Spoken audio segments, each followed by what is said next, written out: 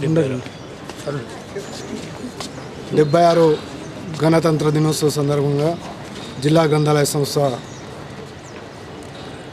జెండా ఎగురవేయడం జరిగింది. అదేవిధంగా ఇక్కడున్న రీడర్స్ విద్యార్థులు అందరూ కూడా ఎక్కువ మంది సంఖ్యలో వస్తూ అందరూ మంచిగా చదువుకొని పాస్ కావాలని ఆలోచనతో ఉన్నారు.